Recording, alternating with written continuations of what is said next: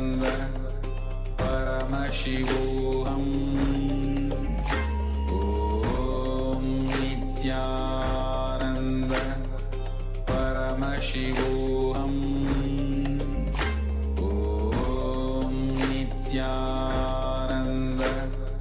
Paramashivoham Om Nithyananda Paramashivoham Om Nithyananda Paramashivoham Om Nithyananda Paramashivoham Om Nithyananda Paramashivoham. Yes, you can relax now. And now take a moment and share with us what was revealed to you in your third eye. So what objects and what color of the objects do we have in front of us? Please take a moment. We have few items, few objects in front of us. So it's an exciting power manifestation, seeing things, objects with the power of remote vision. So Swami says very beautifully, any object, even in the Shastra also, it very clearly describes how the remote vision manifests. Anything which is far, you can see through the third eye. This is the power of third eye. So take a moment and let us share what was revealed to you when you scanned the objects which were in front of us, which are in front of us.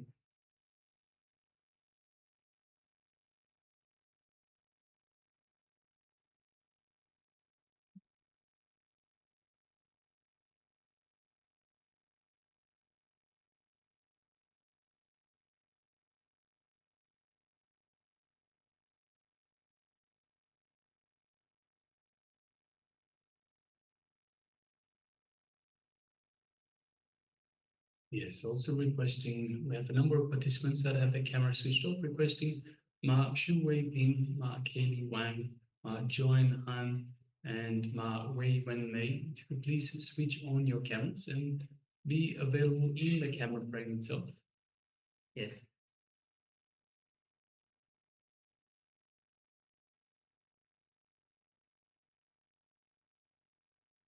All right.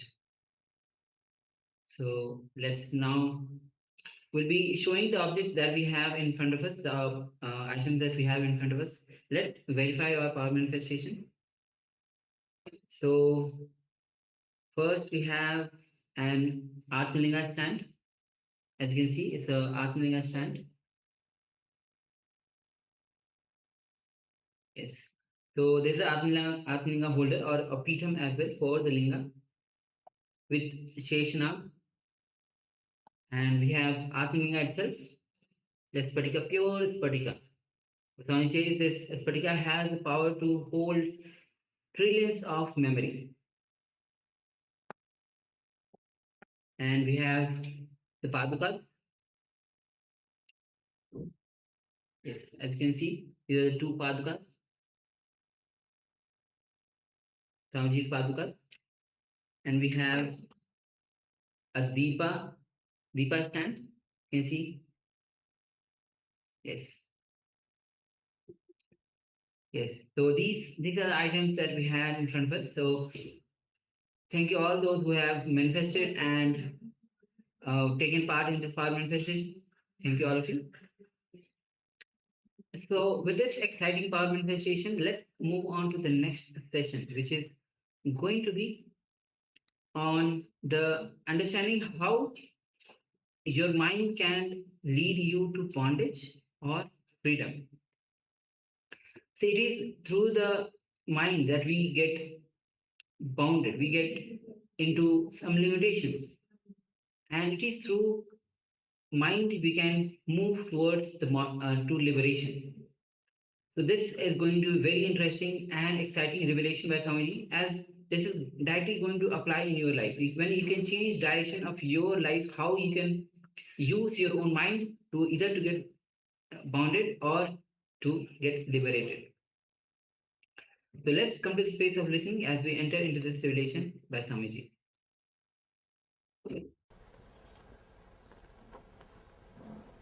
This is the subject which Patanjali is expressing through this whole sutras.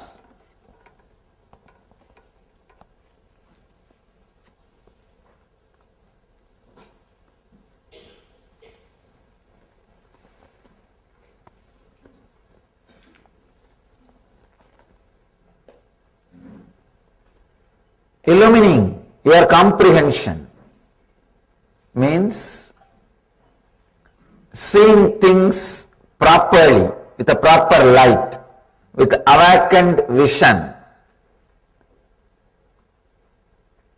Your mind is your bondage. Your mind leads you to freedom. Mind can make anything out of anything. Any situation can be experienced as any situation. It can either enjoy or suffer the same situation. It can experience joy or being defamed in the same situation. It can comprehend pleasure or pain in the same situation. It can make you experience anything out of anything. I have seen people coming to me for healing. After today's they will come. There will be few people, they will come with so much of joy. They will say, oh God, Swamiji, 50% disease has disappeared. I am surprised. How can this happen just by a touch? They will be in ecstasy, jumping. There are few people who come and tell, still 50% not healed, Swamiji. The deep suffering, sorrow, they don't, when I ask them, how long this disease is there? They say it's there for 20 years. They don't even understand, which was there 20 years, melted down more than 50% within 2 days. They have wrong comprehension, unable to see what is happening. Mind can make anything out of anything. See, both are helped 50%. One guy is in ecstasy. God, I am helped. So much has happened. 50% got healed. The other guy is not even able to feel or enjoy that 50% he got healed. So this is the usual mind. You can comprehend anything out of anything. Any situation can be experienced as any situation. Here, Patanjali says,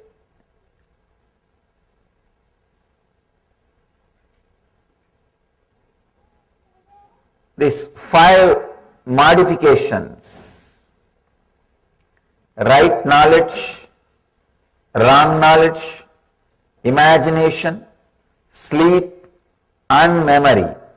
These 5 can be the reasons for your pleasure or pain, for your anguish or joy, for your peace or restlessness. You can use these 5 towards anything. Sometimes people ask me, how can right knowledge be the reason for suffering, Swamiji? How can we use right knowledge for suffering? Here Patanjali says all these 5 can be reason for suffering or joy. Please understand, many times I have seen people creating guilt out of right knowledge. I told you a story a few days before. People understand an enlightened person should be very calm, cool, collective, balanced. This is a kind of a right knowledge. But they use that knowledge and start creating guilt, expectations, difficulties inside them. Even right knowledge in the wrong hands can create suffering, can create difficulties. I have seen people having some idea about how life should be, this, that. Actually, if you see, it will be right knowledge, just like this situation. I was telling you a story, one Zen master crying when his master died. We have an idea, enlightened person should not cry. He is supposed to be balanced. It's a kind of a right knowledge only. But when you apply, misunderstand, misuse, it can create agony inside you. You can use that same idea to create guilt in you, or questions in you, doubt in you. Even right knowledge, in the hands of wrong person, can create suffering. Of course, wrong knowledge always creates suffering. People ask me. One more question. Patanjali says here, all these five can create right, can create joy or suffering. How can wrong knowledge create joy? Can create suffering, we know. How can wrong knowledge create joy? Sometimes, accidentally, even wrong knowledge leads you to joy. Even wrong knowledge leads you to next level, next step. I have seen many instances. They may not know the reason, the right reason, but they do the right act. Without knowing right reason, without having the knowledge about right reason, but doing right act. That kind of situations, even wrong knowledge leads you to joy. Wrong knowledge leads you to pleasure. Actually, what really needs to happen inside us is a cognitive shift. Means your comprehension should be illumined. Straight away able to relate with the truth without difficulties, complications, torturing, straight away ability to relate with the truth. I have seen many times in my experience, people can neither resist the joy and ecstasy of being in my presence, but nor they can drop their arrogance, nor they can come out of their ego. They continue to come and continue to criticize something. I tell them, if you are feeling like criticizing, don't come, relax, be where you are. They are not able to, no. That we can't do. They will continue to come, but continue to criticize something. They can neither keep themselves away, nor completely able to surrender or relax.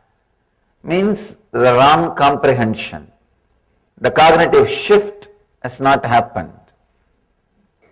Here, Patanjali emphasizes on cognitive shift. Let us understand all these five modifications: right knowledge, wrong knowledge, imagination, sleep and memory. Yesterday we understood right knowledge and wrong knowledge. Today we will enter into imagination. Imagination, same way, can lead you to joy or pain, suffering or ecstasy. See, almost all meditation techniques are based on imagination. except very few techniques.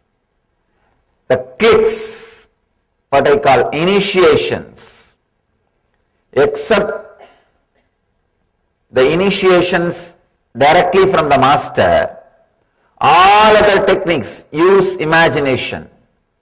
For example, the unclutching, the science of unclutching, or the first technique which Patanjali spoke. Your mind is not a thing, it is an action, stop. This is not using your imagination.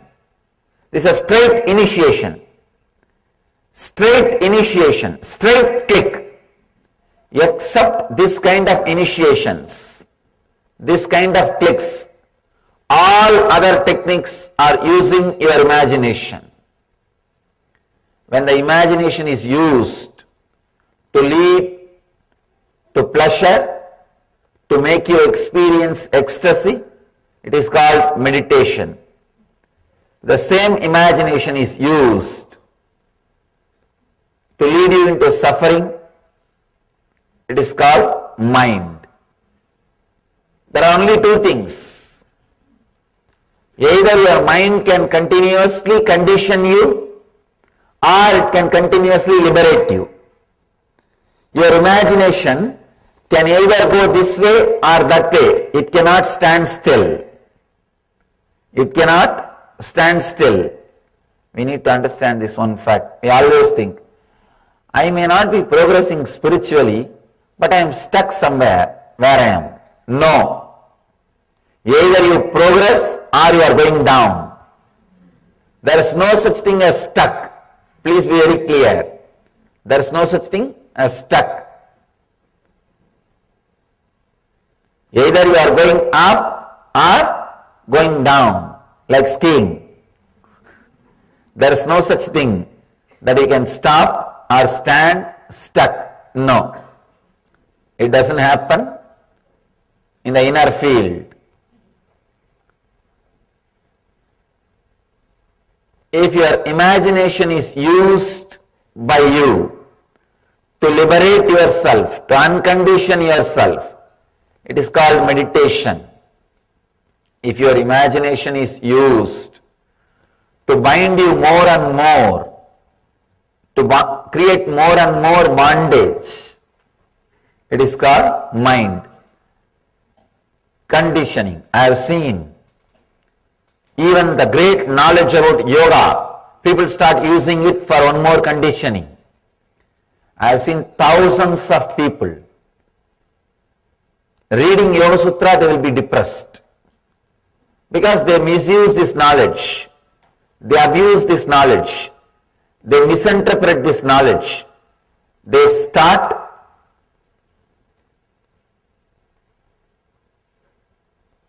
imagining their own things out of this knowledge. That is why this great truth should be heard directly from an enlightened being. Then he knows where Patanjali put comma, where Patanjali gave strong emphasis, where Patanjali gave the gap. He knows. Please understand, the other day I was reading a beautiful line. God is nowhere. Somebody put a comma next to W. Then it says, God is now here. Sometime you need an enlightened person to put the comma, to create the gap. Only he knows where Patanjali gave gap, where Patanjali put the comma. The other slogan I read, there is only one God. One guy put the comma next to the word, there is only one.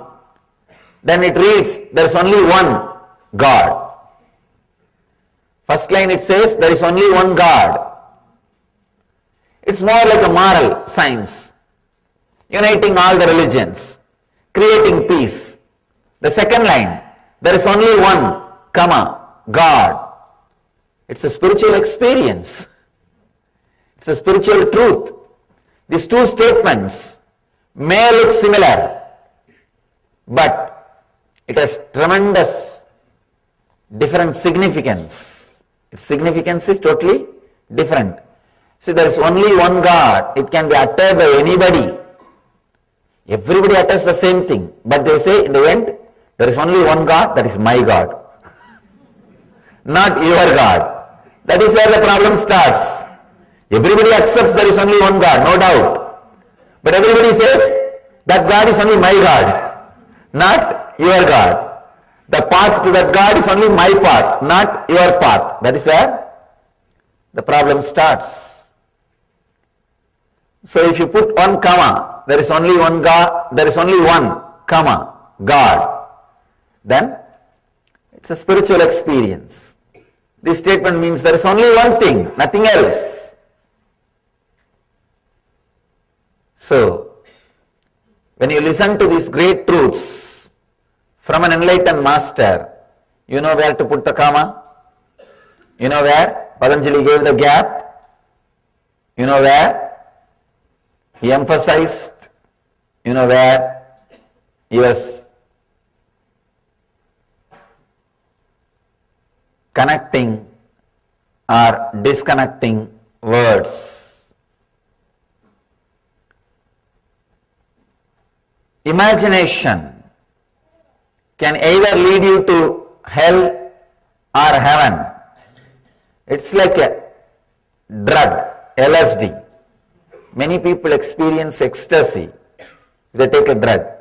Many people experience suffocation, suffering also.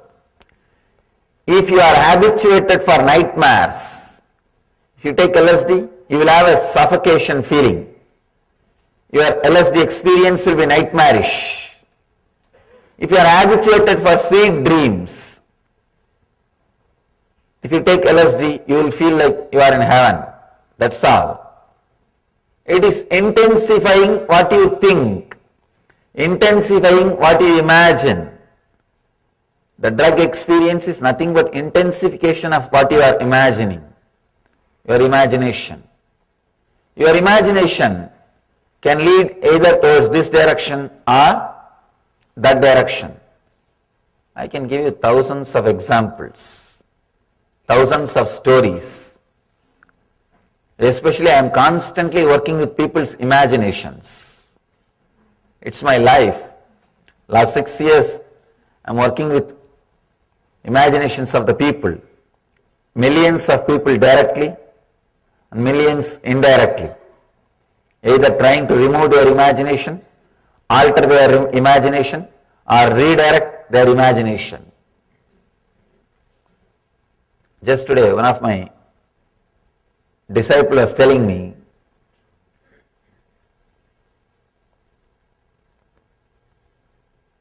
before she used to come regularly to the ashram, her daughter will always object, why are you going there? You are not attending us. You are not caring for us, the family pressure. Now, daughter also attended the program. Now she says, how could you come back? How could you be away from him? I am not able to. I am not able to be away from him. Earlier, how are you able to come back even after being around him? So her imagination, when she had wrong imagination, she was not able to relate with the mother. She was fighting with her, saying, why are you going? Now when she has the right imagination, she is fighting with her, why did you come back? It's a mind. It is imagination. Continuously, I am working with imaginations of the people. Many times, the imaginations become so strong, they can either completely move from the spiritual path or completely get enlightened. People sometimes ask me, how can imagination lead to enlightenment? After all, it is mental activity. How can that lead you to enlightenment? It's like somebody taking poison. Taking poison is an action, but that can lead them to death beyond actions. Same way, If the right imagination is taken, the mind will disappear, you will be beyond the mind. You will be beyond mind. You will be experiencing the no mind state or the ecstasy. The next thing, sleep. Patanjali says sleep can lead you to joy or suffering, anguish or non-anguish. Almost 1/3 of our life we spend in sleeping. So if you understand the right technique for sleeping, 1/3 of your life you can spend in samadhi. See, the only difference between your sleep and samadhi state, the ultimate enlightened state, is samadhi minus awareness is your sleep. Your sleep plus awareness is samadhi. Enlightenment is nothing but being aware when you are asleep. That's all. When you are asleep, there are no samskara, engrams active. There are no memories active.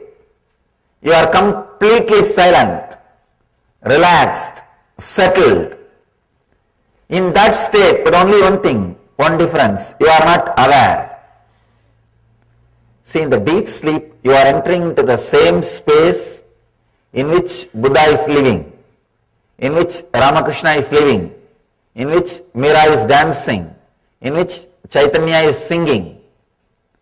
You are entering into the same space where they are all living. Only one difference. You are not aware. Patanjali is aware. Chaitanya is aware. Krishna is aware. Buddha is alive.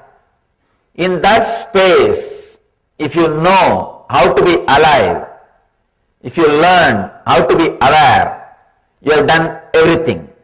Nothing else needs to be done. All you need to do is how to be alive when you are asleep. How to be aware when you are asleep. Now our problem is, forget about how to be aware when you are asleep. How to be aware when we are awake. How to be aware when we are awake. That is a big problem. That itself is a big problem. Today we will practice a technique to convert your sleep into samadhi. Convert your sleep into samadhi. Please understand. When I say being aware during your sleep, I don't mean sleeplessness. I am not saying be sleepless. No, that is sleep disorder. That is a disease. I am not saying be sleepless or sleep disorder. You will be sleeping, but your whole awareness will be alive. Means there are no engrams, there are no thoughts, there are no memories, but the pure I will be alive. That will be radiating, that will exist.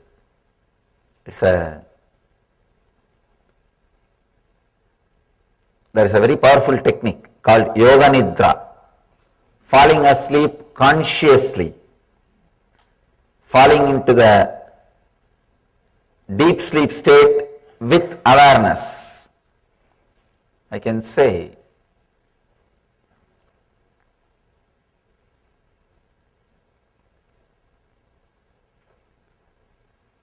if you can drop into that state with awareness and come back, suddenly your whole system will be new. Your whole system will be different. Your whole system will respond to the world in a completely different way. If you fall asleep, if you sleep very deeply, if you have a good sleep and come out, your system will be fresh. It will respond to the world in a very different way. If you are stuck in the dream state and come out, your system will be different and it will not respond properly to the life, to the day. if you fall into the samadhi and come out, if you fall into that deeper state, then the deep sleep and come out, you will eternally respond to this world only through joy, only through bliss. That is why we call that state as eternal bliss. If you experience that state and come out, you will see you are radiating eternal bliss, eternal joy. Sleep is one of 5 modifications Patanjali speaks about. There is so much we can talk about sleep. So much can be said about sleep. Maybe instead of saying, we'll use a technique by the end of today's session. A very powerful technique. How to relax with awareness. How to go into deepest states of sleep with awareness. Usually we don't sleep more than 20 to 25 minutes. Then we come back, continue to dream, play in the dream world, then again fall asleep. After 20 to 25 minutes, come back and move in the dream state, have some dreams, then again fall asleep. That is why early morning when we get up, we don't feel we had a good rest. Because you have never rested. You are continuously playing the game. Your body might be resting or your body might be relaxing, but you are not in a relaxed mood. You are not completely resting. You are not aware. You are not in peace. The sleep can be used for suffering or joy. That state can be manipulated to reach samadhi state or to be in suffering state. I have seen people using sleep to lead to suffering. Either they oversleep or they continue to suffer without sleep, sleeplessness or oversleeping. If they don't sleep in the night time, the chronic fatigue will be there in their body. It will continue to disturb their creativity. Whole day, they will be constantly disturbed. The creativity will not express. Or if they sleep whole day, there is no time for creativity. There is no possibility for creativity. Sometimes people wake up only sun comes through the window. Sometimes the bad part of this whole thing is windows in the west side.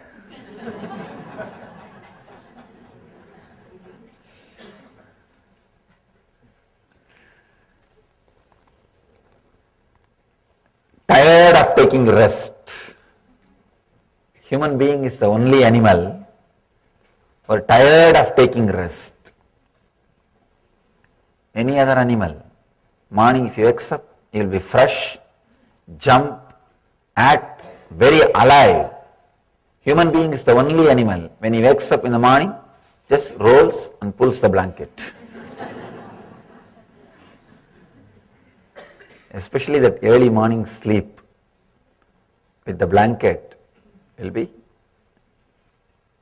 tired of taking rest. Sleep is the 4th item, Patanjali says, which can lead us to either suffering or joy. The 5th item is memory. It's a very powerful thing. Please understand. Memory is what I call pain body. Here, with the right knowledge, only with your action, connection with it can create suffering or joy. With the wrong knowledge, only your response can create joy or pain. With imagination, only your supporting to imagination, only that can create joy or pain. With sleep, you are support to the sleep. You are part also. If it is done, only then you will have joy or pain. But with memory, you don't need to do anything. They are independent. Suddenly they will come up, they will occupy your whole inner space, put you in suffering. For no reason. You can't say, why did you come? They are uninvited guests. Memory is uninvited guest. Suddenly you will come and create so much of joy in your inner space and fill you with ecstasy. You can't ask, how did you come? Why did you come? Who invited you? No. Suddenly some memories will raise. You know you are in joy. You are in ecstasy. Why that memory came? Why so strongly it came? You can neither question nor understand. Suddenly you know the memory of Master is inside you. For last 10 minutes you are in ecstasy. You are in joy. Just soaked in his memory. Being in his presence. You can't say, why did this memory came? You can't ask your mind how this memory came. Same way, suddenly, memories which you don't want to cherish, some suffering will raise. You can't even ask, why did it come? And your whole day is gone. Your whole day is gone. Just one wrong memory, one wrong awakening. Your whole day will be in depression, low mood. Memory is such a powerful thing.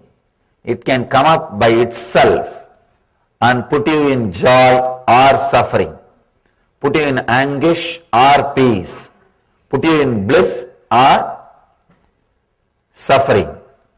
It can lead you to anything on its own, by its own right. It doesn't need cooperation from your side. Right knowledge, wrong knowledge, imagination and sleep needs cooperation from your body and mind. All the other four things, your body and mind needs to cooperate. But with imagination, with memory, you don't need to cooperate at all. It will just erupt and you don't know why it is there. You can't ask why it is there. You can't even question why did you come. But you are in suffering or joy. That is the power of memory. Memory means the ideas, thoughts, imaginations, visualizations collected, which is still alive inside your system. One important thing,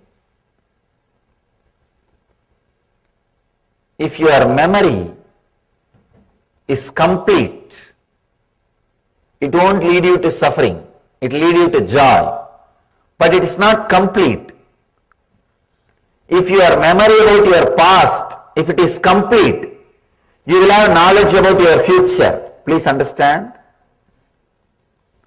I am not giving you false promise. I am stating simple, straight truth. If your memory about past is clean and pure, complete, you will have a clear idea about your future. Because your future is nothing but the reproduction of the past in different dimension, that's all. Maybe some of the quantity will be different, but basic structure will be the reproduction of your past. The earlier you might have had one car in the past, the future you may have few cars, but the future is going to be the reproduction of the past. But the big problem is we don't even have the right idea about our past. We remember our past only after editing. If you think your whole life is suffering, as we usually think, you will edit and connect only all the suffering incidents. And you will think your whole life past was suffering. That one idea is enough to feel, to imagine, to visualize, to think your whole life was suffering. The memory, it is not a right memory, it's a wrong memory. Same way, if you think your whole life is joy, again you will edit, cut, fix, paste and see your whole life as joy. You will connect all the joyful incidents, memory, and start seeing your whole life as joy.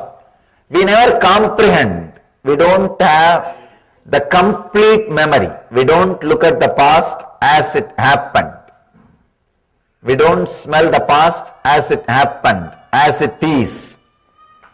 If you have a simple, straight idea about the memory, past, a simple, straight, clear idea, you will have simple, straight, clear idea about the future. Your miscomprehension, your wrong idea about the past is responsible for the wrong idea about the future. If you think you are not able to plan your future, be very clear, you don't have a vision about your past. Any incident happened in the past adds some juice to your being, understanding to your being, awareness to your being, knowledge to your being, experience to your being. So if you are aware of all those memories, that knowledge, that essence which is added to your being will continue to guide you in the future.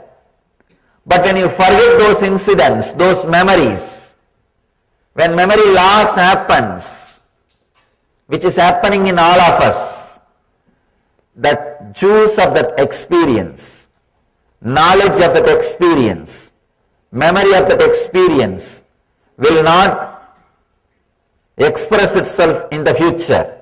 So confusion. Understand, right knowledge, wrong knowledge, imagination, sleep and memory. These are the 5 modifications leads you to suffering or anguish. Suffering or anguish. So realize all these 5 can be either used or abused. Just this knowledge, this understanding that it can be used or abused, it can lead to joy or suffering is enough. That is enough. You will start using them rightly. Whenever all this 5 is leading you to suffering, you are abusing it, you are misusing it. Whenever it is leading you to joy, you are using it properly. So, whenever you are in suffering, understand, one of these 5 is misused by you. So, decide you will use that properly. Whenever you are in joy, understand, these 5, any one or all the 5 are used by you rightly.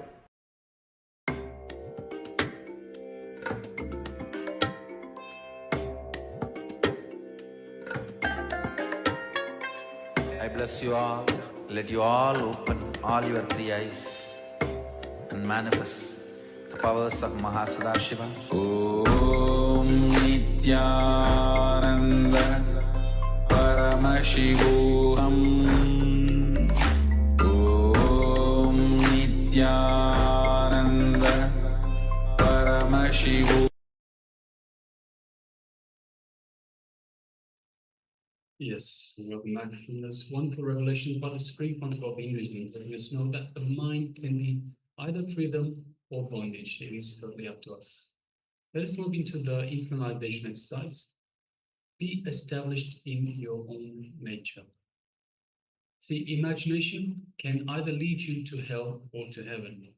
Imagination can lead either towards this direction or that direction. Your mind is your bondage. Your mind leads you to freedom as well. The mind can make anything out of anything. Any situation can be experienced as any other situation. It can either enjoy or suffer for that same situation. So the same situation. Swamiji beautifully tells us a story about a man coming home from another village, and he sees the house on fire. He starts rolling down on the floor, saying, "My house is on fire, my house is on fire." Then one of his sons comes and says, "Hey, father, don't you remember that we sold that house yesterday?"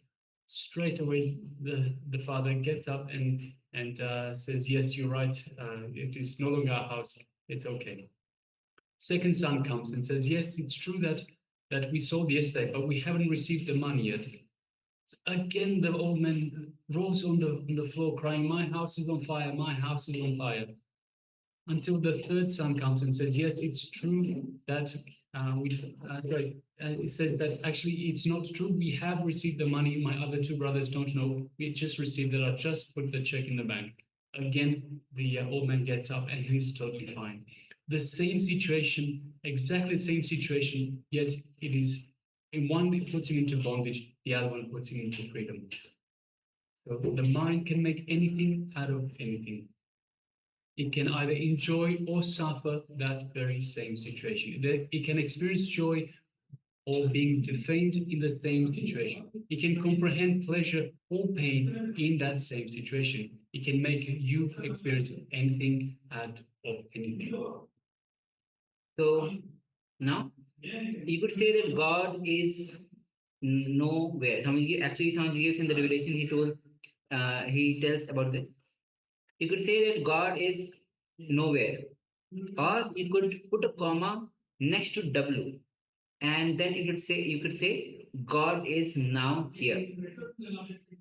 So let's enter into the internalization exercise. From this context, recall and analyze 5 situations in your life where your imagination has caused your suffering. Swamiji says very beautifully that it is imagination which leads you to joy or suffering. And Swamiji shares that all the meditation except the unclutching meditation, because unclutching is just the initiation.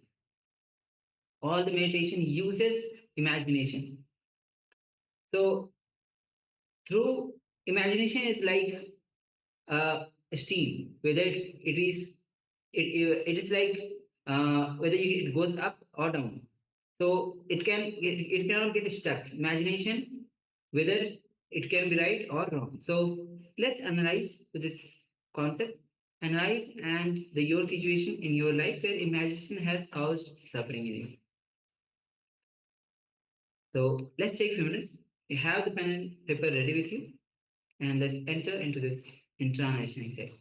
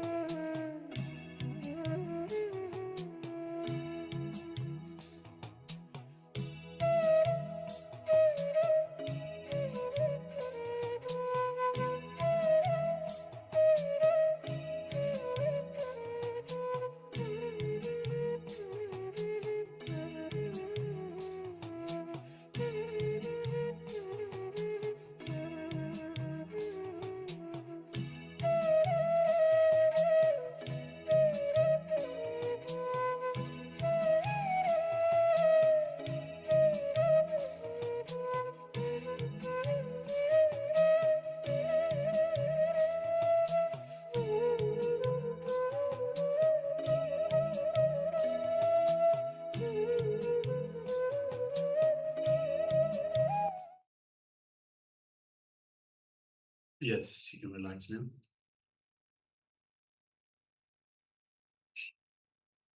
So now let us move on to the next segment, which is once again the power manifestation. And today's power manifestation is the power of remote vision. So once again, we will be scanning for the acharyas or the objects they have in front of them. So requesting all participants, let us get ready. So we have a small number of items in front of us. Through the power of remote vision, you will be scanning the items that are in front of us. So let us, actually, before we start, requesting all participants, please switch on your cameras and please be available in the camera frame. So we have Mark Shu Wei Ping, Mark KD Wang, Joanne An, yes, Ma Wei Wen Mei, and yes, thank you, Ma Gamapio. So requesting everyone, please switch on your cameras and be available in the camera frame for the program.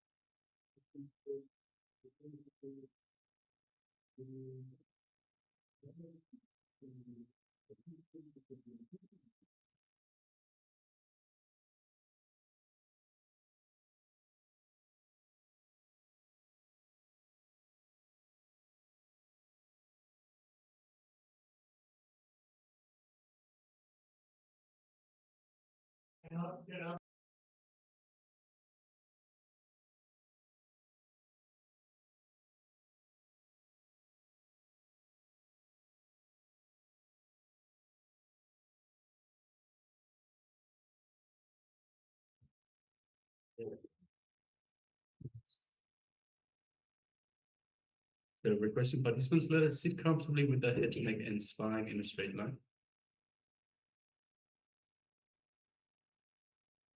And let us invoke Swamiji's presence in our inner space.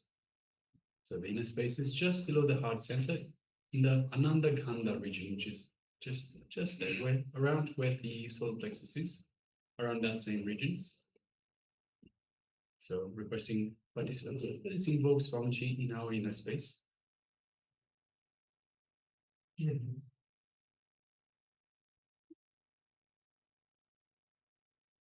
There's a mere remembrance of the Master invokes him in our inner space, Ananda Khanda region. Let us just feel Swamiji's love, his compassion, his infinite grace just radiating within our inner space. Just take a moment and feel that love, compassion.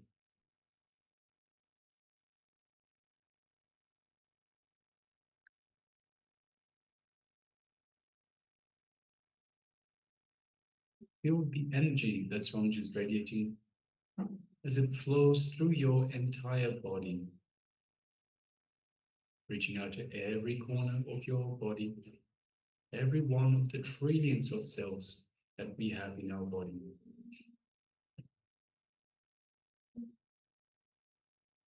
Just feel the space of oneness with Swamiji. Yes, you are in oneness with Swamiji. You are one with Swamiji. Just take a moment and enjoy this space of oneness.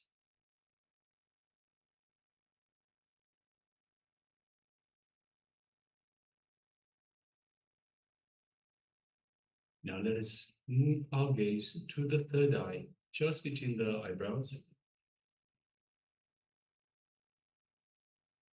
And let us look through our third eye into Swamiji's third eye, thus creating a connection to Swamiji's third eye. And just take a moment and feel this connection as the energy starts buzzing in your third eye. Your Anya chakra is activated, awakened, and energized. Let us just take a moment and feel that activation, that energy, that buzz in your third eye.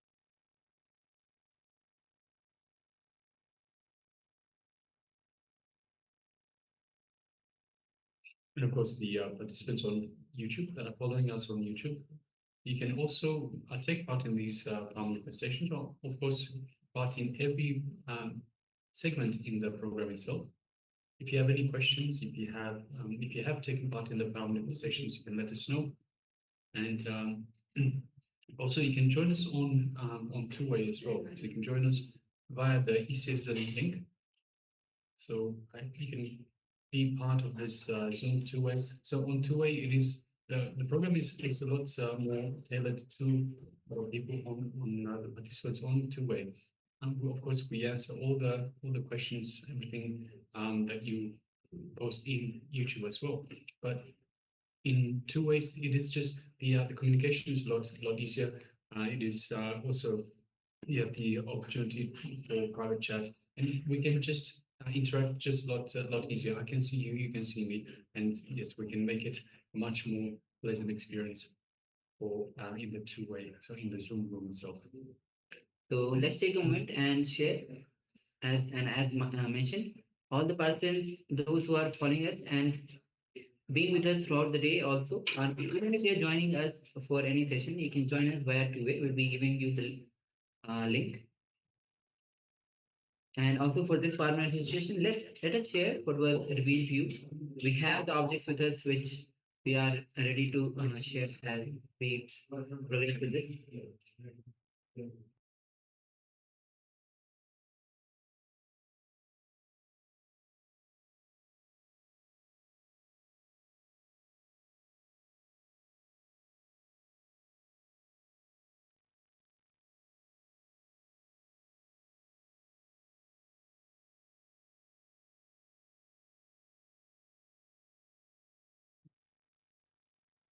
So let us share. In a moment, we'll be showing you, projecting you the objects that we have in front of us, which you are scanning as for this power manifestation, the power of remote vision scanning, the objects which are in front of the Acharya. Yes. So let us move to the verification stages. Yes.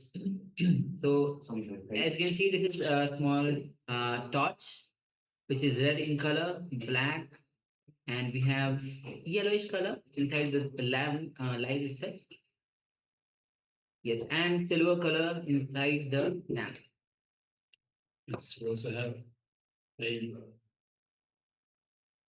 holder for my glasses. And of course, with that holder comes also a cloth, a clean cloth, to make sure that glasses are nice and clean. So these are three objects that we have in front of us. So if you got anything in terms of that, whether it's the holder for the glasses, whether it's a cloth, cleaning cloth, the colors, so red, silver, white, yellow, lime green, brown, any of these details, if you got, then you are spot on. So congratulations, and thank you for taking part in this power manifestation. All right. So with this, let's move on to the next session. And the next session, Swamiji will be revealing us on how to break from the past conditionings. Swamiji shares very beautifully that it is all the past conditionings that runs our life. All the experiences that we have, it is from the past conditioning. And all our future is just a projection of the past. So how to break free from the past conditioning and start totally fresh? So as Swamiji reveals on this, let's come to the space of listening as we begin this session. This is the subject which Patanjali is expressing through these whole sutras.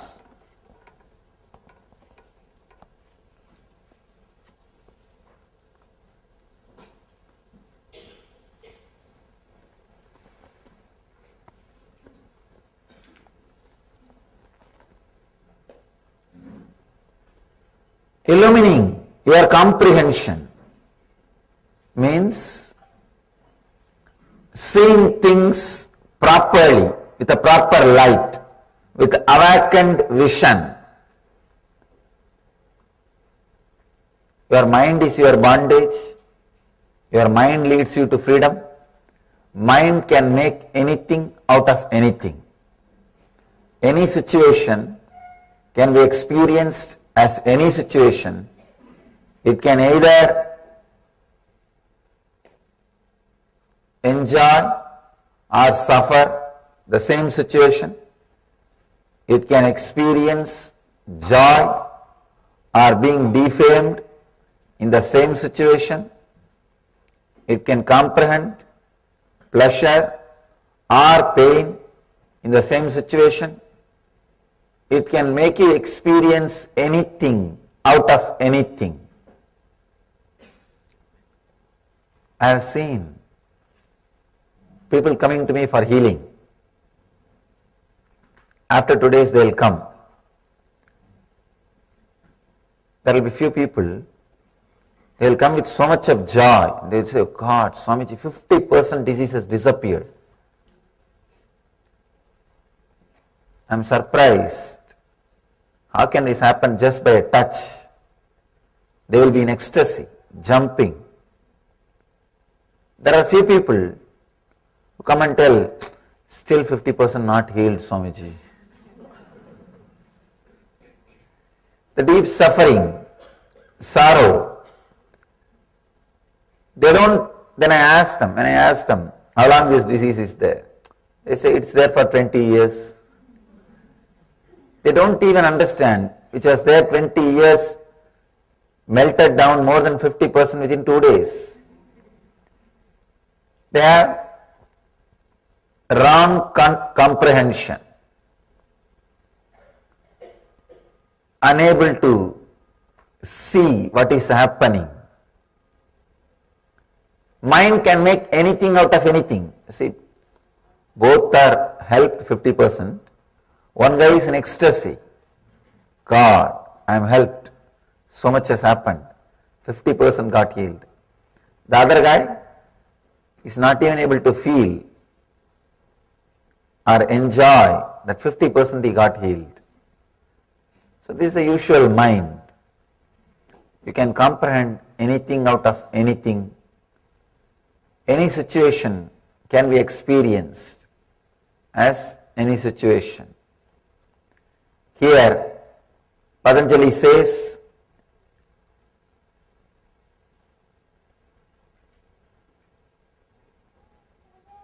these 5 modifications: right knowledge, wrong knowledge, imagination, sleep, and memory.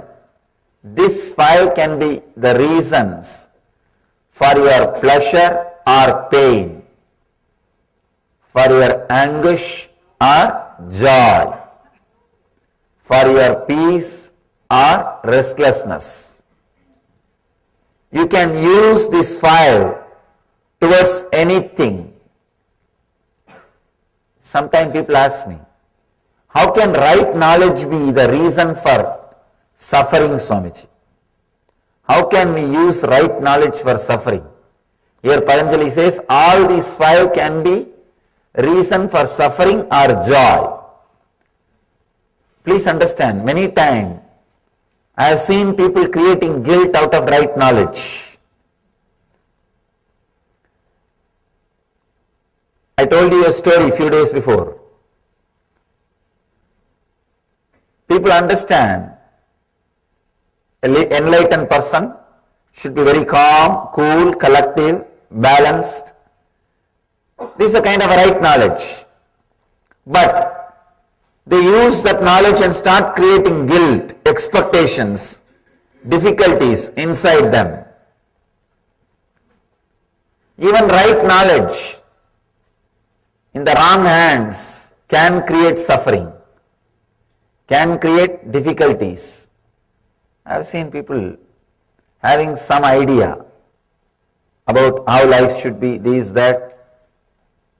Actually, if you see, it will be right knowledge, just like this situation. I was telling you a story, one Zen master crying when his master died.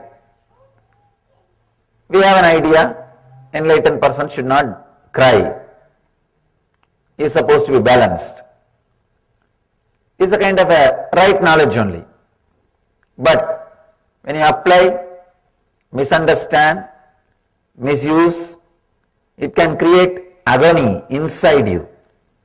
You can use that same idea to create guilt in you, or questions in you, doubt in you. Even right knowledge in the hands of wrong person can create suffering. Of course, wrong knowledge always creates suffering. People ask me. One more question. Patanjali says here, all these five can create right, can create joy or suffering. How can wrong knowledge create joy? Can create suffering, we know. How can wrong knowledge create joy?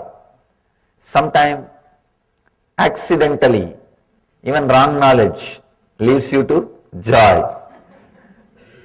Even wrong knowledge leads you to next level, next step. I have seen many instances. They may not know the reason, the right reason, but they do the right act. Without knowing right reason, without having the knowledge about right reason, but doing right act. That kind of situations, even wrong knowledge leads you to joy.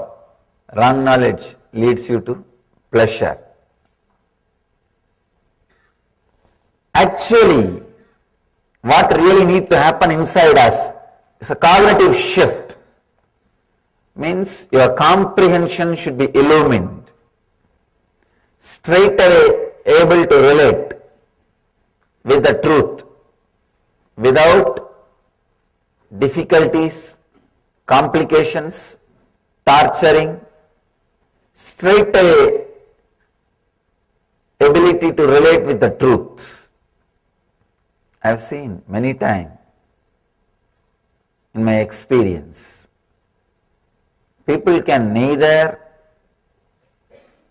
resist the joy and ecstasy of being in my presence, but nor they can drop their arrogance, nor they can come out of their ego. They continue to come and continue to criticize something. I tell them, if you are feeling like criticizing, don't come, relax, be where you are. They are not able to, no. That we can't do. They will continue to come, but continue to criticize something. They can neither keep themselves away, nor completely able to surrender or relax. Means the wrong comprehension. The cognitive shift has not happened. Here, Patanjali emphasizes on cognitive shift.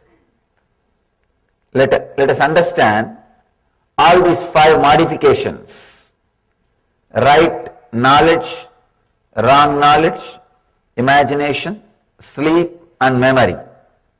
Yesterday we understood right knowledge and wrong knowledge.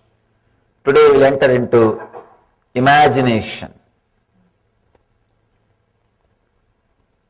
Imagination, same way, can lead you to joy or pain, suffering or ecstasy. See, almost all meditation techniques are based on imagination, except very few techniques. The clicks, what I call initiations, except the initiations directly from the master, all other techniques use imagination.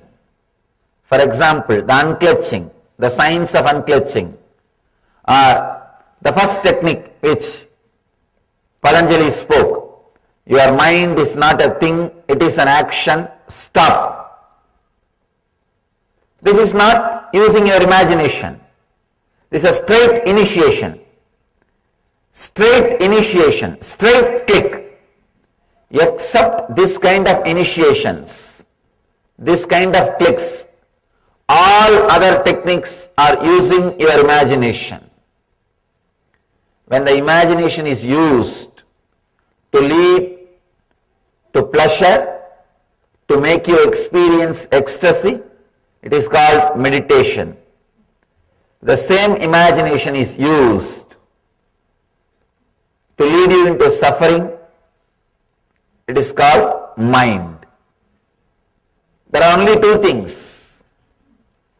Either your mind can continuously condition you, or it can continuously liberate you. Your imagination can either go this way or that way. It cannot stand still. It cannot stand still. We need to understand this one fact. We always think, I may not be progressing spiritually, but I am stuck somewhere where I am. No. Either you progress or you are going down.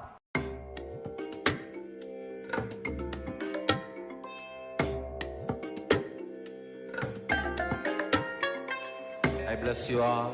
Let you all open all your three eyes and manifest.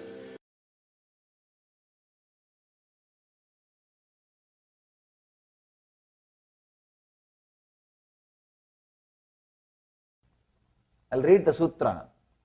Viparyayo mitya jnananam atatrupa pratishtam.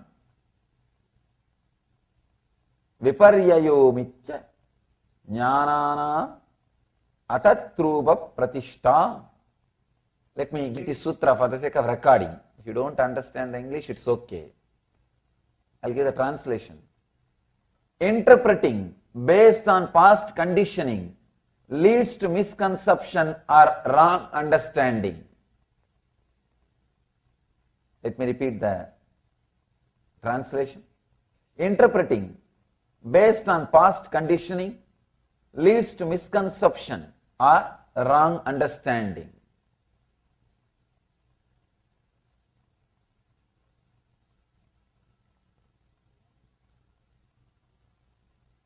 The Upanishads, Zen koans, Sufi mystics' poems, everything expressed by the enlightened masters are again and again repeating what is reality.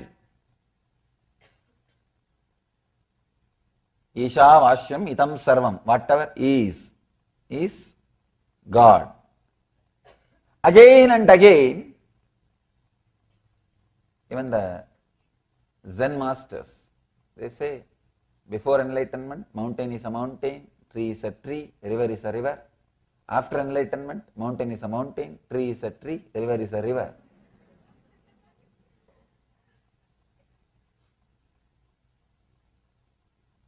Then what the hell are we doing? Sorry, no, what the heaven are we doing? Working for enlightenment.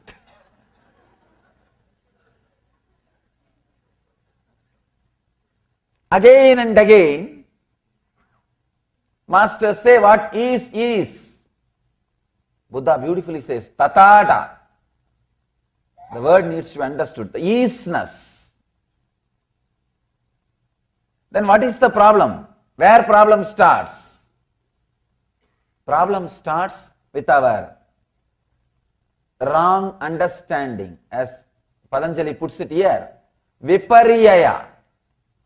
Please understand, it's an important word. I can say the key. Just today morning, the press meet, one of our journalists asked me, Swamiji, how do you ask us to meditate? What are we supposed to do? You speak about meditation. Should we close our eyes and sit and meditate? What we should do?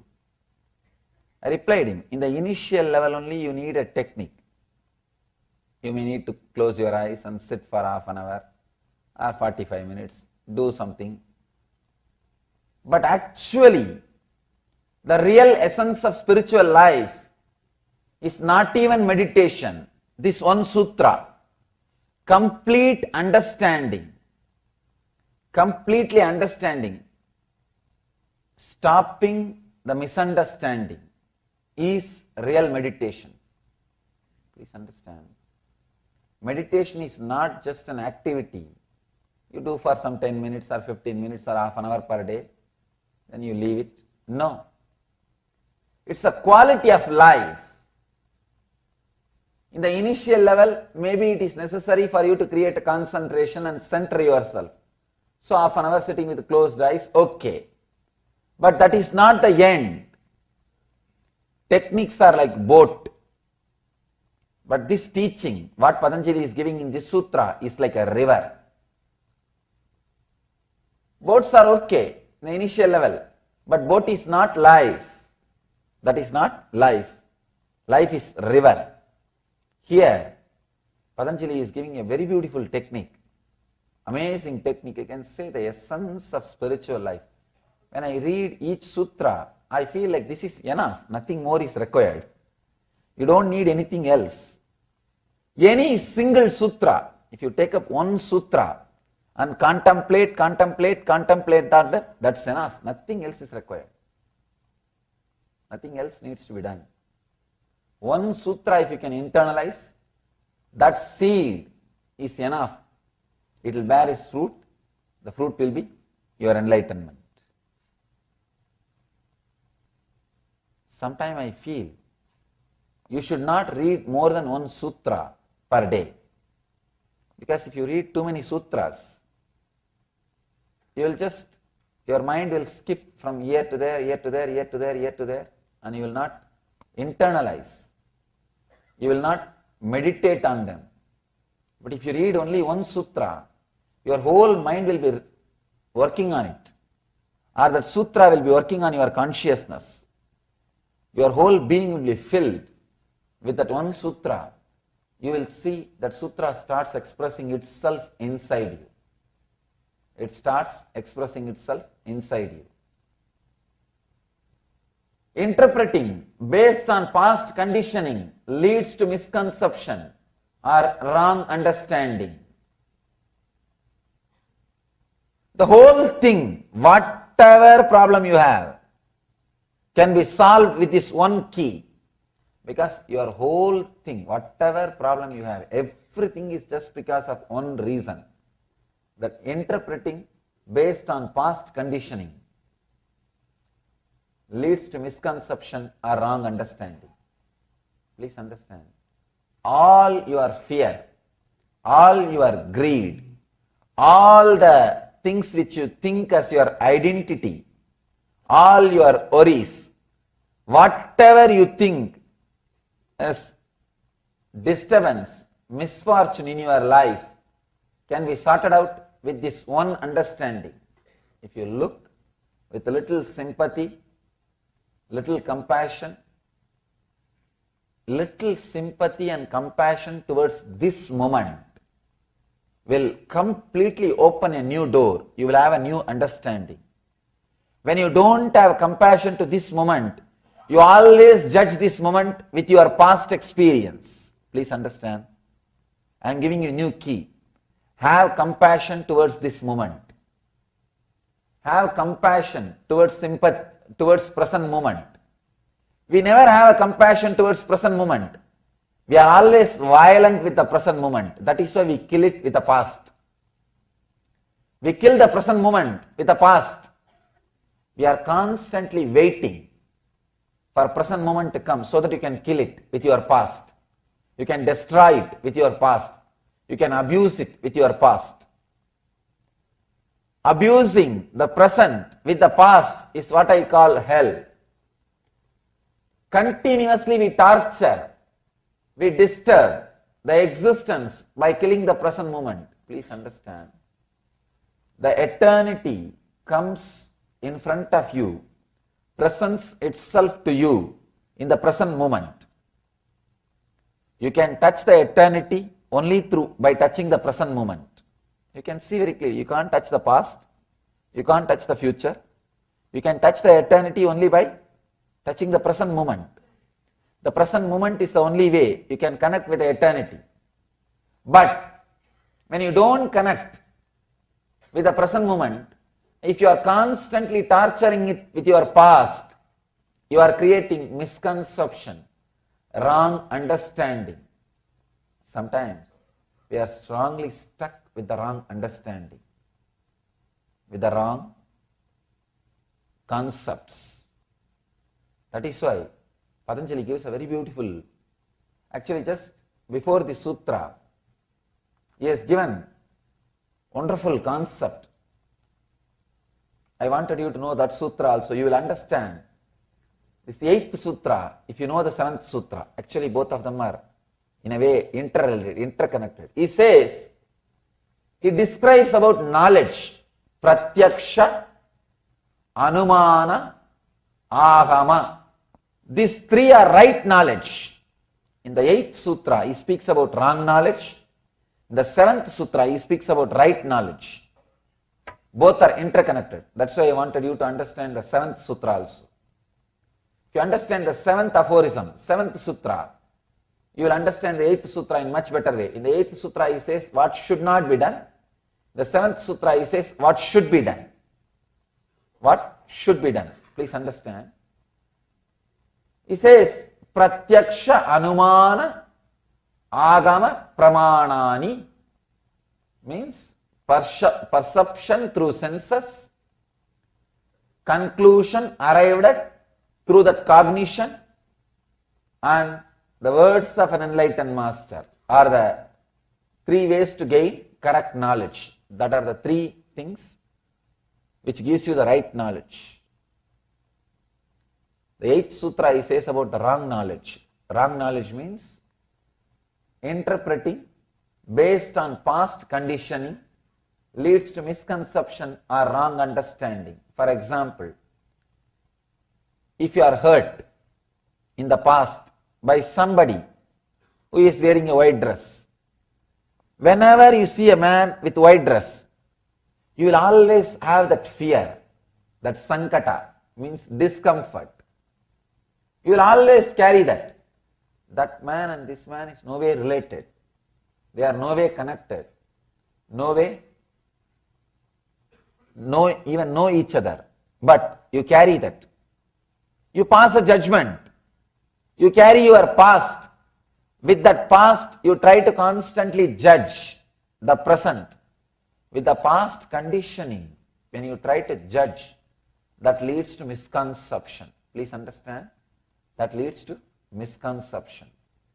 The judgments we are passing about a particular race, the judgments we are passing about a particular religion, the judgment we are passing about particular state, the prejudice, bias we carry, all are related to this wrong knowledge. We have our own prejudice about particular race. Many times people come and tell me, especially when they come to India and see, Swamiji, we thought whole India will be always meditating. We don't see here like that. They think that whole Indians will be always constantly sitting with the closed eyes, silently, politely and meditating. The other day I read an article. Yoga became very popular in Mumbai because Madonna practiced it. Really. The power yoga has become very popular because Madonna practiced it. Please understand, do not carry concepts. Do not carry assumptions. We pass judgments. For example, if you meet one person, based on your experience with him, you judge that whole country. You judge that whole race. You judge that whole religion. Poor religion, what it will do? Poor man, what he can do? No. You cannot pass judgment like that. You cannot just create ideas. Please understand. Creating this kind of ideas and adding, sometimes we think, yes, this guy misbehaved with me. I know it's not that all the people from his religion or from his country will misbehave with me, but even then I can have a casual opinion. What is the wrong? Nothing wrong. So when you casually chat with your friends, you pass a comment. You know, that guys, they are very egoistic. Their whole country is arrogant. You make a comment. You think, what is the harm in this simple comment? Nothing wrong. After all, I am not going to believe this. You yourself think inside. No. It is not true. I am passing a judgment against one race or against this country. How can I pass a comment? It's not true. One side of your mind will say. The other side you will say, no, no, no, it's not wrong.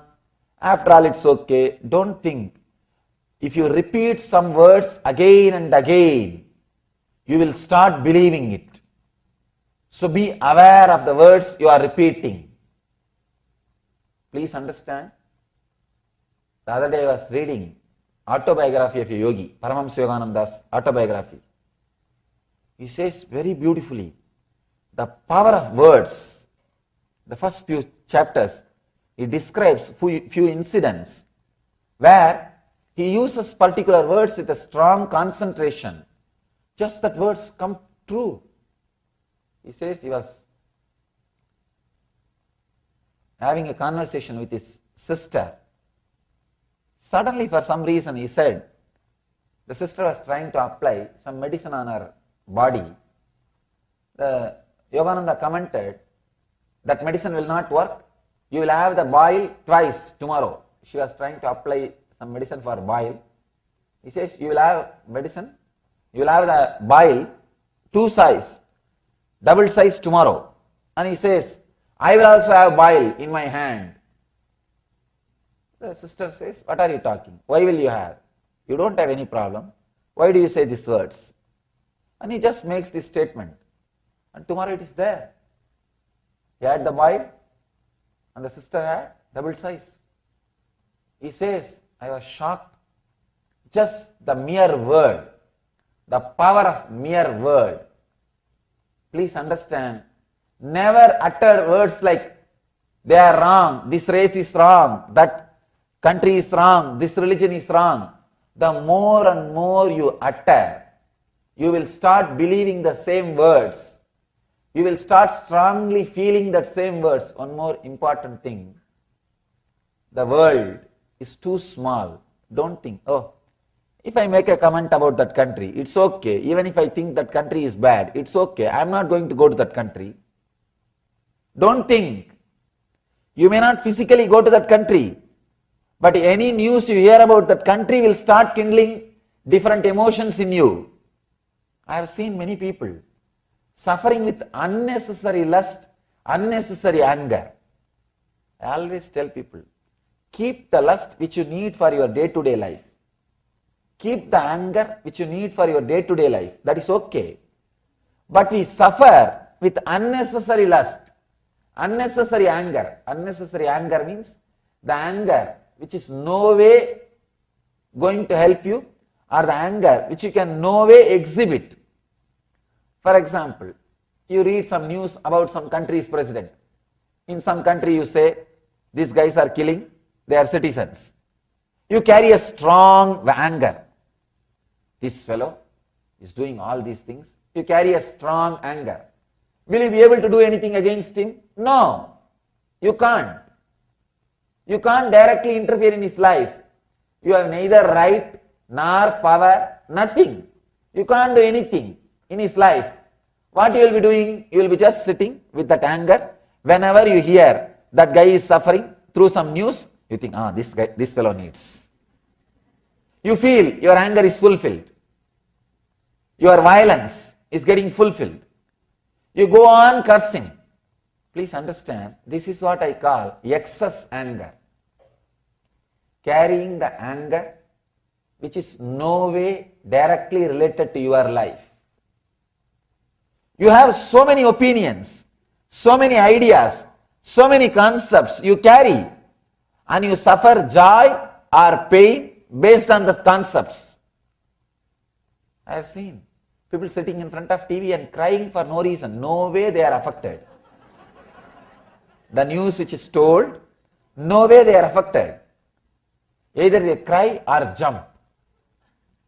Means excess anger, excess greed, unnecessary anger, unnecessary greed. All these things are based on this wrong knowledge. What Patanjali says, the wrong knowledge. Interpretations, interpreting based on past conditioning leads to misconception.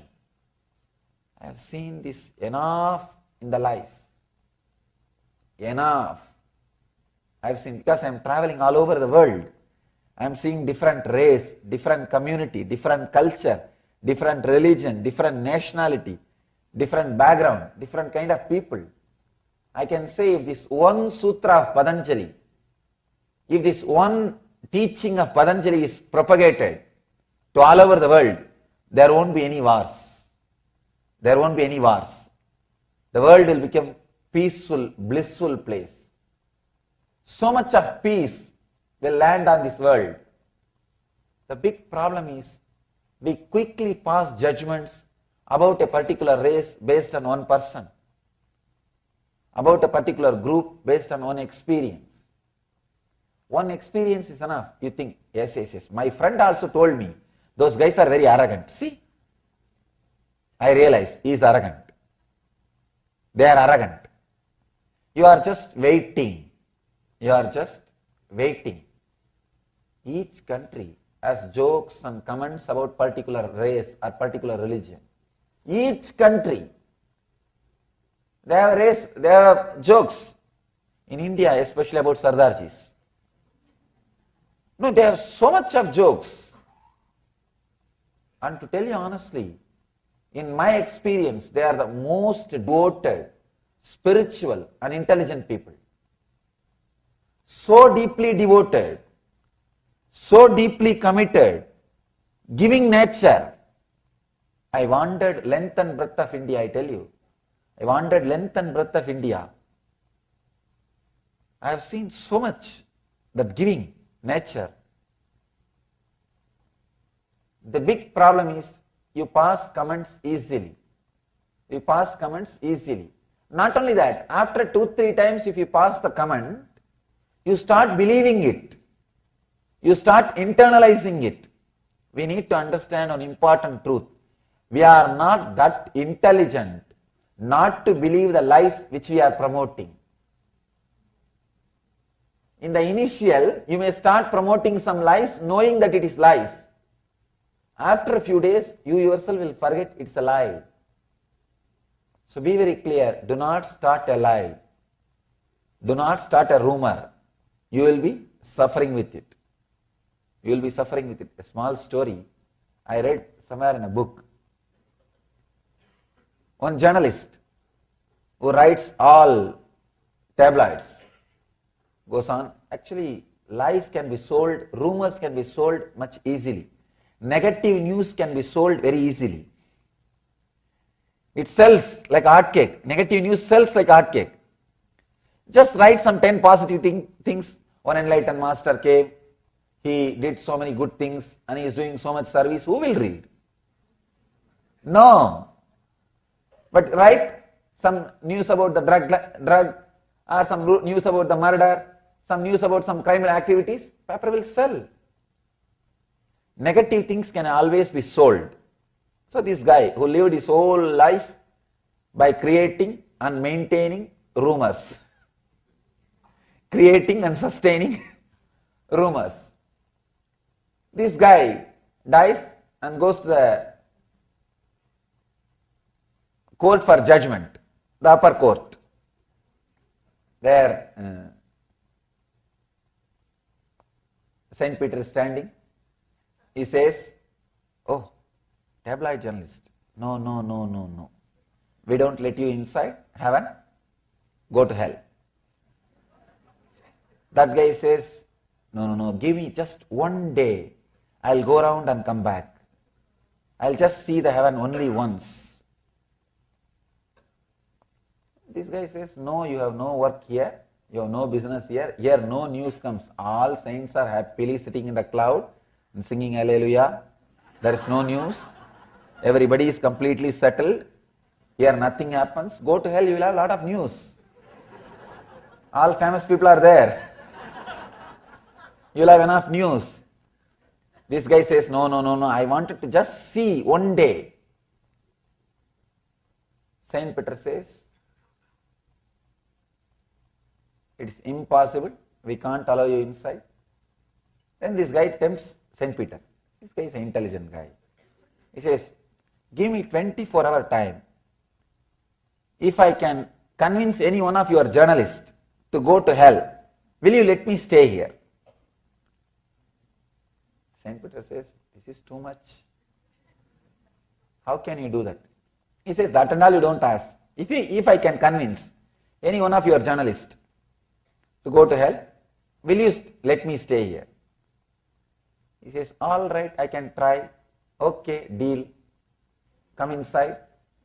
This guy goes. They had only 10 journalists because nothing much happens. God comes and sits in the court in the morning and judgments are given. Evening he goes back. Nothing much is happening. All the saints are there enjoying. What is there? The same routine. And this guy, they have only 10 journalists. This guy goes to the heaven, goes round.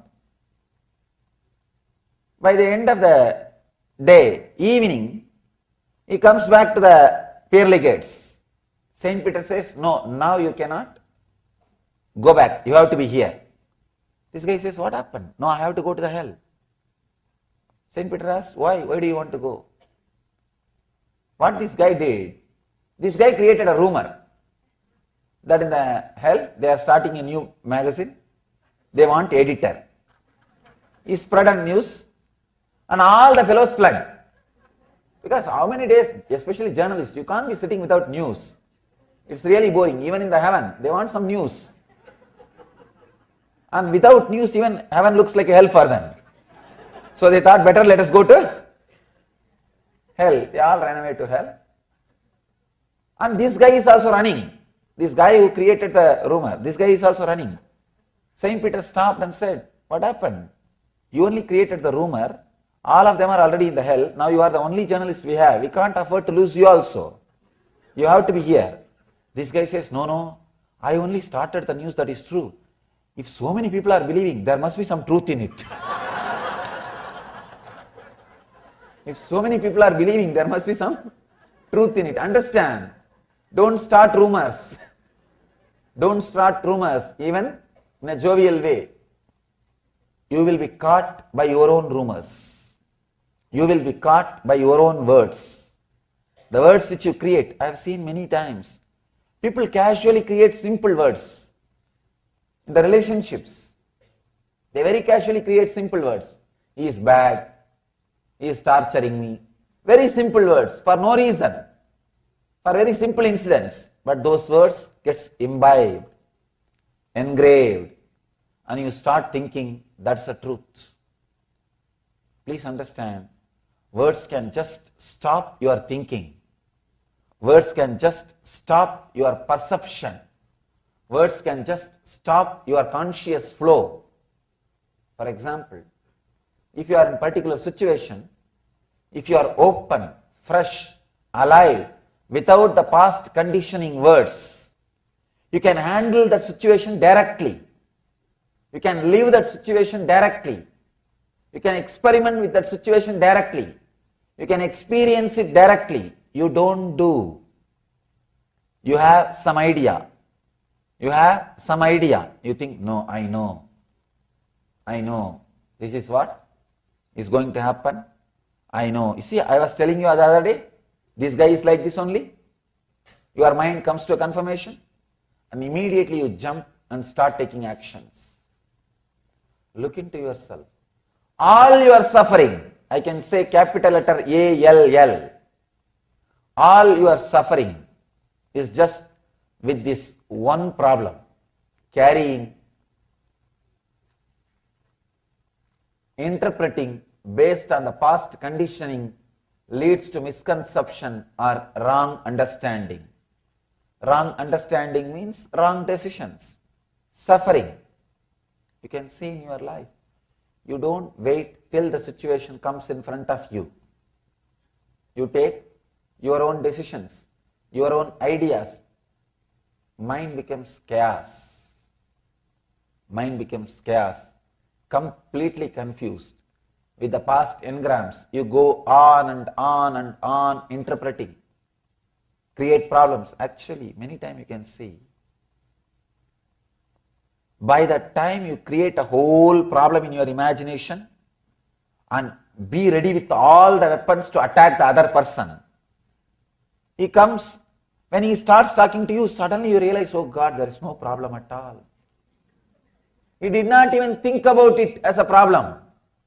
Here you are waiting with a high BP, with all the weapons. If he utters that word, I will utter this word. If he talks that word, I will talk this word. If he says that word, I will say this word. If he brings up that argument, I will bring this argument.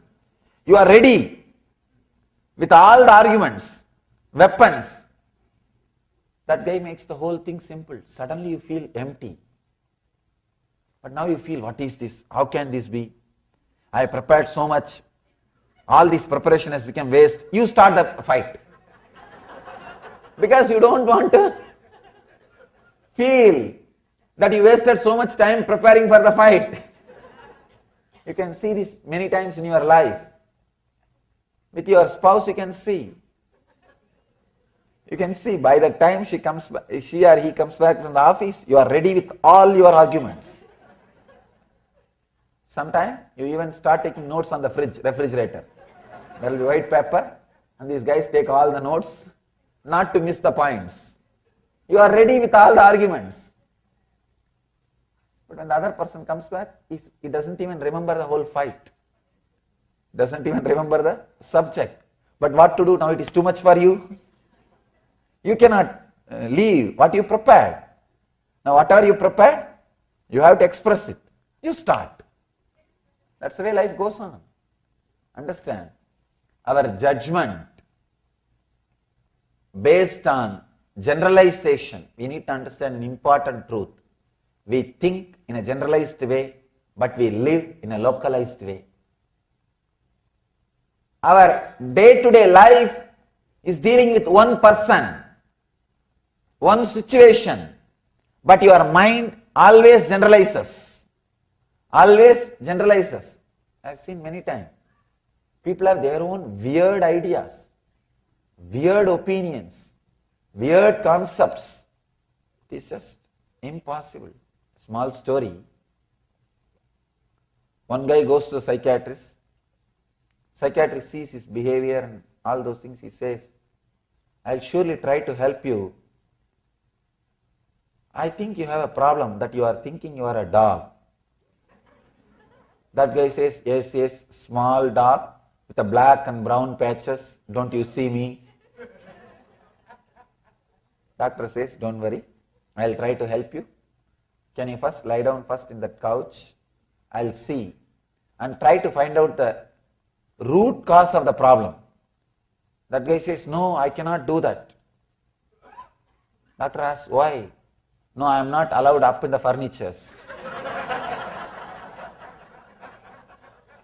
Understand? If you are convinced about something, you are too strong. Instead of going to the roots of the problem, you go on, hold on to the surface. You hold on to the surface. You know, if you go to the root, the problem may disappear. But the problem is your companion. You may feel lonely. If you don't have anything to worry, suddenly just think. Suddenly if all the worry from you is taken away, what will happen to your life? You will feel empty. Alone. Lonely. I think that will become a big worry. That will become a big worry. So you don't want to look into the roots of the problem. Here Patanjali is analyzing very beautifully. With this one sutra, he describes all our problems. Just sit and contemplate on this one sutra. This one sutra can lead you to enlightenment. Nothing else is required. Nothing else is required. This one sutra can lead you to enlightenment. One incident, really it happened. It happened. One of my brahmachari is trained in all our traditional puja and all the other spiritual practices. One program, they invited him for to conduct a spiritual program in India. This guy went and attended the program. He was pronouncing those Sanskrit mantras so beautifully. The local temple priest, they thought he is a Brahmin. Local temple priest, they thought he is a Brahmin. He is a upper caste, the priest class boy. So when they saw him, he beautifully sits and his body language is very graceful, when he does the puja and rituals and chants the mantras. They thought he is a Brahmin. They gave him all the respects and touched his feet and did the namaskar and everything. All the program was over. They took him to the nearby temple, gave him all the honor. He finished everything and came back. Somebody who went to the temple next day told that priest that he is not a Brahmin. That's all. Till yesterday evening, this guy was honoring that brahmachari, feels blessed that he is able to receive him and touch the feet, all the things. Now this fellow suddenly is in depression. He is in depression. He is continuously taking bath for 3 days. 3 days he is taking bath. And 3 days he did not enter the temple. And 3 days he has to do all the rites to clean himself. I was shocked. If that inauspiciousness is supposed to come by touching that non-Brahmin, it should have come when you touched, not when you heard. Not when you hear the news. It should have come when you touched. When you touched, you don't have a problem. You felt blessed, auspicious, graceful, blissful. But when you hear the news, it means what? The concepts, the past conditioning. The past conditioning. That poor guy, he suffered so much, just that conditioning. I shouldn't have touched the feet of a non-Brahmin. Just that one conditioning. Many times we suffer with conditioning, not with situation. Please understand, 99.9% of our sufferings are not related to situation. It is related to conditioning. The 0.01% suffering is not a suffering at all. All our sufferings are related to conditioning, not related to situation. You have an idea. Your mind is programmed. Your biocomputer is programmed from the young age. What is desire? What is joy? What is pain? What is fear? You are programmed. You live based on that programs. You take decisions based on the programs. You walk based on the programs. You talk based on that programming. You do everything based on that programming. This is what Patanjali calls wrong knowledge. He says viparyaya. Viparyaya is the word. You can't translate in English. Wrong knowledge is also not a right word. Viparyaya means everything is wrong. I can say wrong cognition. The very intake is wrong. The way in which you process the data is wrong. The way in which you deliver your result is wrong. The word wrong knowledge does not give the right meaning of viparyaya. Viparyaya means every step is wrong. How you receive the data, how you internalize the data, and how you process it, how you take a decision. Whole thing is wrong. Please understand. Again and again, Upanishads are declaring. Again and again, all enlightened masters are declaring, whatever is divine, God. If you see anything other than the divine, any other experience other than bliss in the life, you are having this problem. You have this problem. You need this sutra. Contemplate on this sutra. You don't have to, I am not saying you need to by heart or you need to repeat. I am saying internalize this idea. Internalize this idea. Sometimes people start repeating this sutra. Viparyaha, viparyaha, mityaha, mityaha, viparyaha. Finally they do the wrong thing. I am not saying you need to repeat. I am saying internalize. Constantly contemplate on this mantra, on this sutra, on this idea. Interpreting based on past conditioning leads to misconception or wrong understanding. Do this as an exercise, homework. Just sit for 1 hour in the house today. Write at least 10 incidents. You can surely write 10 incidents. I can say 10, I am not even saying from your whole life. From morning till today, you can write 10 incidents. 10 incidents where you did the same mistake of interpreting with the past conditioning, bringing wrong understanding because of past conditioning. Just write 10 incidents. See how your mind is behaving, how your life is happening. You don't even have to bother or struggle to correct yourself. The big problem is, before even you understand the depth of the problem, you start correcting. That is where the problem starts. The problem never ends. Just understand the depth of the problem, that's enough. Suddenly you will see the transformation. Depth of the problem. Just today, sit, work for half an hour or 1 hour. Write 10 incidents where you came to the wrong conclusion by the past, because of the past conditioning, and understood when you looked into the whole thing with a restful awareness.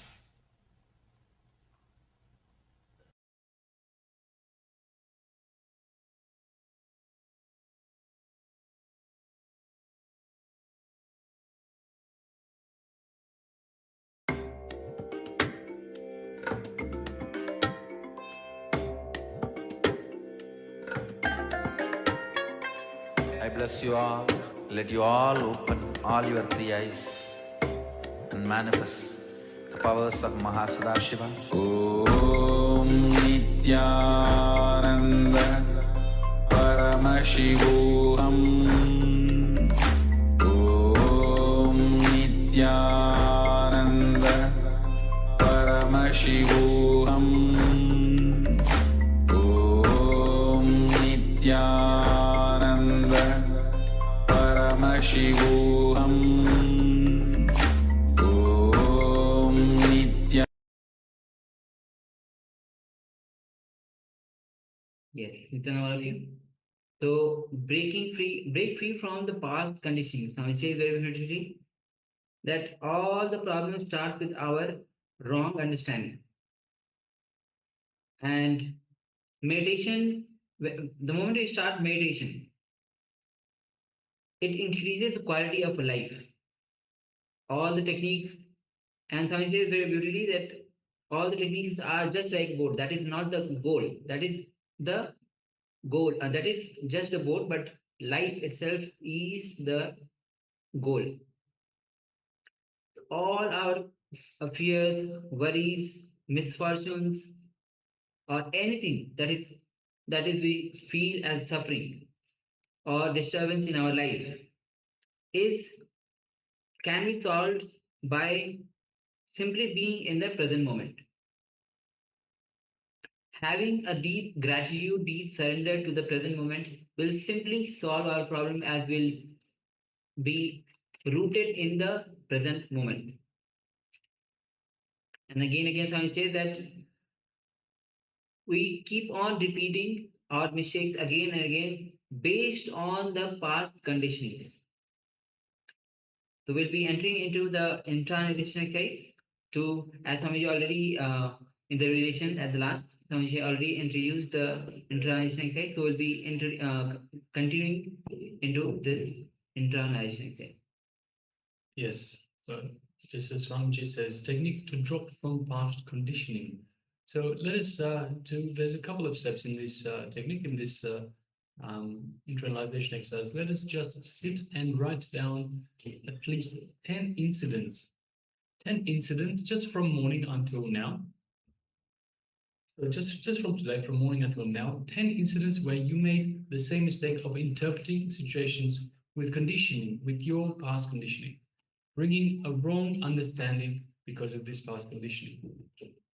So identify 10 incidents just since morning, for today, where you where you made the same mistake of interpreting situations with your conditioning, with the wrong conditioning, bringing a wrong understanding, all because of this past conditioning. So we'll be displaying this slide for you.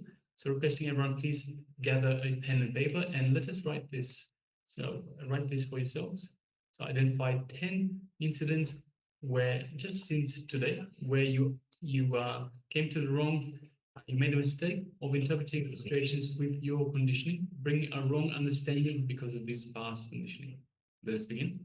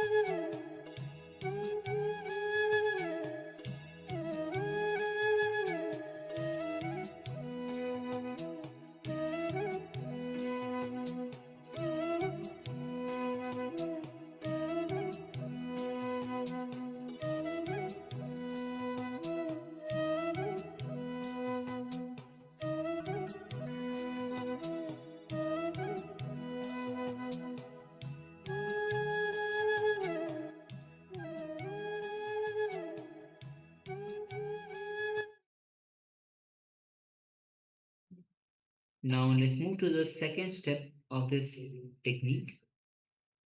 Observe how your mind is behaving, how your life is happening.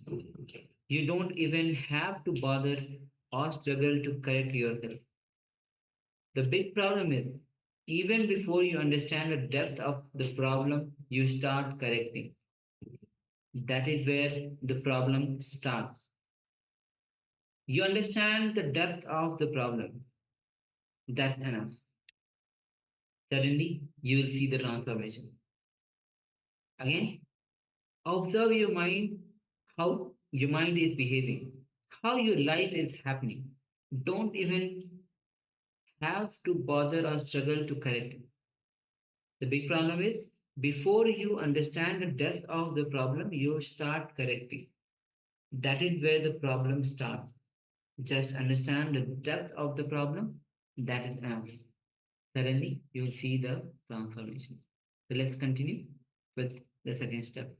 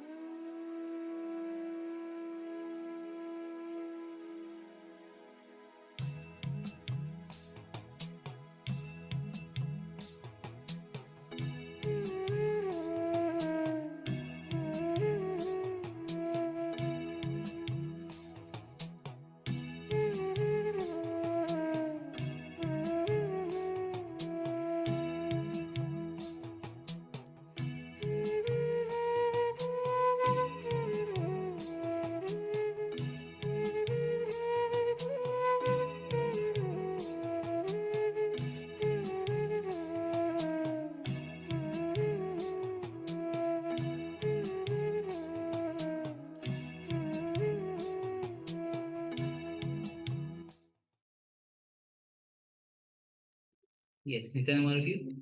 So breaking free from the past conditioning.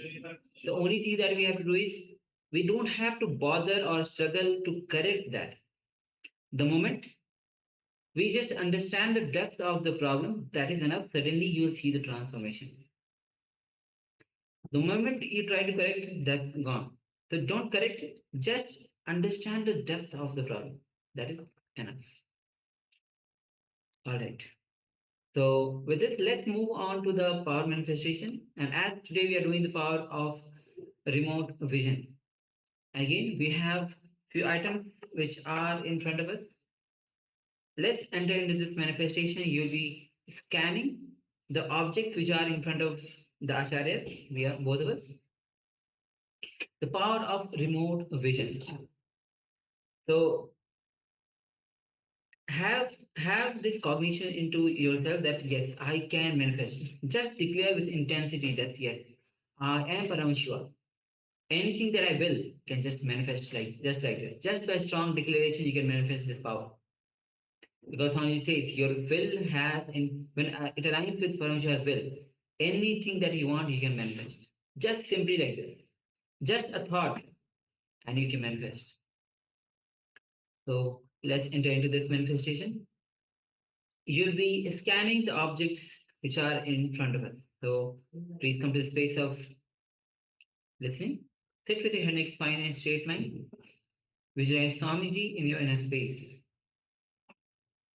And feel his overflowing energy filling your whole system, all the trillions of cells being energized by his love, compassion, and energy. Slowly bring your awareness to your third eye. Through your third eye, gaze to Swamiji's third eye.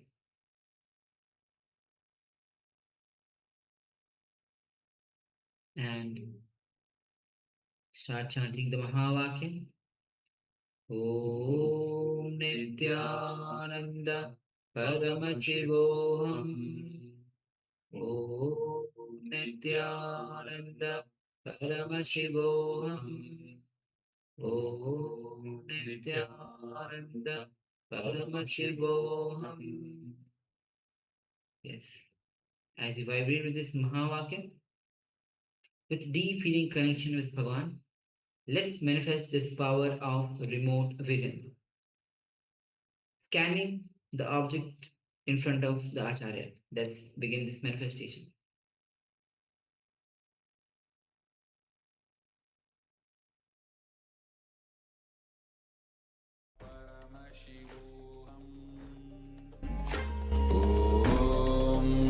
Nithyananda Paramashivoham.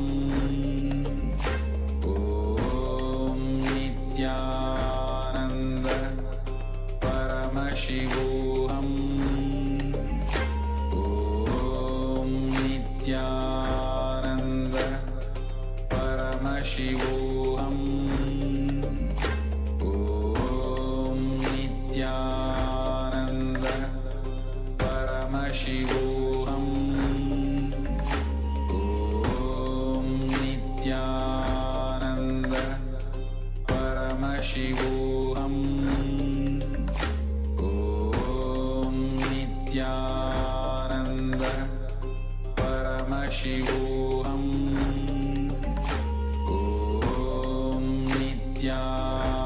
Om Nithyananda Paramashivoham.